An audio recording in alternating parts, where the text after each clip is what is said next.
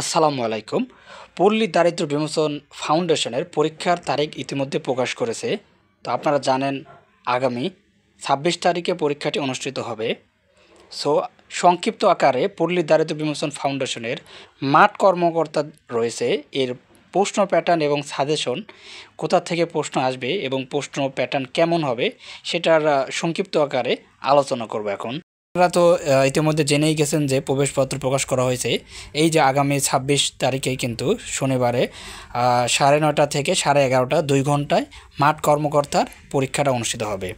তো দেখুন, এই পরীক্ষাটা মূলত লিখিত পরীক্ষা হবে। লিখিত পরীক্ষা ৮০ মার্কের পরীক্ষাটা হবে, যার মধ্যে রয়েছে বাংলায় ২০ মার্ক, ইংরেজিতে ২০ মার্ক, সাধারণ জ্ঞানে ২০ মার্ক, গণিত এবং মানসিক দক্ষতা যেটাকে গণিতই বলা হয় ২০ মার্ক।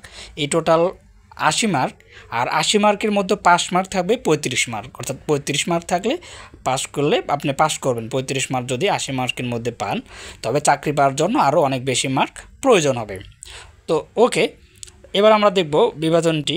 পরীক্ষাটি হবে লিখিত পদ্ধতিতে। সাধারণত আমরা জানি যে ১০ থেকে ২০ গ্রেডের নন ক্যাডার পরীক্ষার মতোই হবে প্রশ্ন প্যাটার্ন। সময় যেহেতু ২ ঘন্টা দিয়েছে ৮০ নম্বরের জন্য, সেহেতু খুব ইলাবোরেটেড প্রশ্ন হবে না, মানে খুব ডিটেলসে আলোচনা চাইবে না। তো বাংলা সাজেশন প্রশ্নগুলো সব এমসিকিউ এর মতোই হবে, শুধু অপশান থাকবে না এমন আর কি। বাংলায় সন্ধিবিচ্ছেদ আসবে, কারক বিভক্তি নির্ণয় আসবে, বাক্যের রূপান্তর আসতে পারে জটিল থেকে সরল বা যৌগিক এই টাইপের।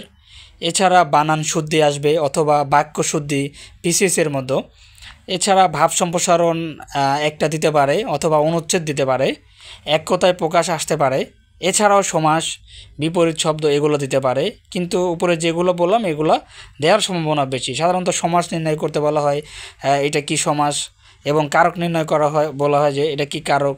বাংলা গেল। এবার ইংরেজি সাজেশনের মধ্যে কী কী আসতে পারে। ইংরেজিতে একটা ছোট প্যারাগ্রাফ অথবা ফোকাস রাইটিং দেবে। একটু শিওর থাকেন যে একটা ফোকাস রাইটিং অথবা ছোট একটা প্যারাগ্রাফ আসতে পারে। এরপরে গ্রামার সাইটে আসতে পারে ভয়েস চেঞ্জ, এটা খুবই গুরুত্বপূর্ণ। ট্রান্সফরমেশন অফ সেন্টেন্স দিতে পারে, এটা একাধিক দিতে পারে। একটা সেন্টেন্স দিয়ে বলবে সিম্পল, কমপ্লেক্স, অ্যাফার্মেটিভ, নেগেটিভ যে পরিবর্তন করুন। এছাড়া প্রিপোজিশন দেবে, ফিল ইন দ্য গ্যাপস টাইপের। ইডিয়ম বাংলা অর্থ এবং বাক্য রচনা দিতে পারে। তারপরে সিনোনিম অ্যান্ড অ্যান্টোনাইম। এছাড়া ট্রান্সলেশন অবশ্যই দিবে, এক্ষেত্রে প্যাসেজ ট্রান্সলেশন অথবা সেন্টেন্স ট্রান্সলেশন দিতে পারে, দুটার যে কোনো একটা দিতে পারে। এছাড়া ন্যারেশন ও কারেকশন দিতে পারে, ন্যারেশন দিয়ে direct to indirect change type দেবে হয়তো। এছাড়া সাবজেক্ট ভার্ব এগ্রিমেন্ট অথবা রাইট ফর্ম অফ ভার্ব দিয়ে ফিল ইন দ্য গ্যাপ আসতে পারে। ম্যাথ সাজেশন, অ্যালজেব্রা থেকে একটা প্রশ্ন থাকার চান্স অনেক বেশি। এছাড়া interest, profit loss, percentage, time এবং ওয়ার্ক এই চ্যাপ্টারগুলো না দেখে পরীক্ষায় বসা যাবে না, অর্থাৎ এই চ্যাপ্টার থেকে মাস্ট বি প্রশ্ন অবশ্যই আসবে এবং প্রত্যেকটা পরীক্ষায় কিন্তু প্রশ্ন এসে থাকে। সো এই চ্যাপ্টারগুলো অবশ্যই দেখে যেতে হবে। এছাড়া জিকে সাজেশন, তবে এটা বলার মতো তেমন কিছু নাই। সাধারণত ১০ থেকে ৪৫ বিসিএসের প্রিভিয়াস প্রশ্নগুলো অবশ্যই দেখবেন, কারণ এখান থেকে প্রশ্নগুলো বারবার আসে। আর অবশ্যই সব প্রশ্ন লিখে আসবেন, মাথায় রাখিবেন রিটেনটা ঠিকমতো দিতে পারলেই ভাইবা দিয়ে চাকরি। সো সিরিয়াসলি রিটেন দেন। ইংলিশ প্যারাগ্রাফ বা বাংলা অনুচ্ছেদের জন্য লেখার জায়গা দিয়ে দেওয়া হবে, সুতরাং আগেই ভেবে নেবেন কি লিখবেন আর কি লিখবেন না, কারণ জায়গায় অল্প থাকবে, এখানে মেইন কথাগুলোই আপনাদের লিখতে হবে। সো এই ছিল মোটামুটি মাঠ কর্মকর্তার প্রশ্ন পদ্ধতি এবং সাজেশনা। এর পরবর্তীতে আমরা বিভিন্ন টপিক নিয়ে ভিডিও বানাবো।